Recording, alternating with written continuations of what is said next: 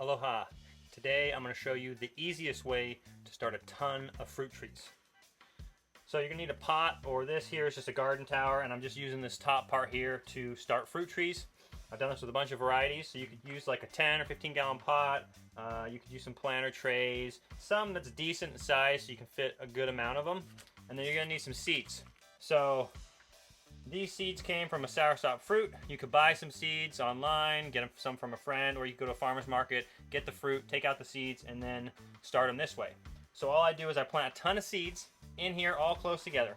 I'll put like 100 seeds in here, spaced apart, and then let them get going and let them grow for a month or two, depending on which variety it is. And like these, I probably would have transplanted a while ago, but I forgot about them. So let them grow for a little while. And then when you're ready, give this a nice soak, get it really nice and moist, and then dig these up one at a time, very gently, not to break the roots, and then repot them in a little pot. So I would normally take these and put them in like a 4-inch pot.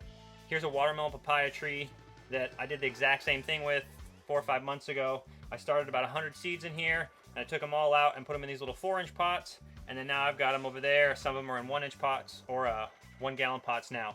So this exact tree was started here 4 months ago. It's a watermelon papaya, and it's how I start a lot of fruit trees. That way I don't have to put a seed in one pot and have 500 pots all over the place. I run out of room. So this way I can start a ton of fruit trees in a small area, and then I can grab however many I need, whenever I need, and I don't have to have millions of pots cluttered everywhere. So when I'm ready, like I said, I just wet it down really good, and then dig in here very gently and dig up a tree. And then put it in a pot, fill that in with dirt, water it, got yourself a fruit tree in a pot. Bam. Anyways, this is how I start my fruit trees. It's definitely the easiest method. I can do it in a small area and start as many as I want. I put over 100 seeds in here before. It doesn't matter how close they are, because you're going to take them up when they're like a month old and separate them.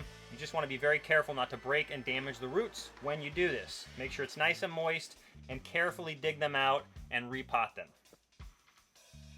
So there you have it. That is the easiest way to start a ton of fruit trees in a small area. You don't need a lot of space this way, and then you can do it as you need it. You can just take out 10 at a time, repot, take out another 10, take out another 10, and take them out as you need them when you're ready.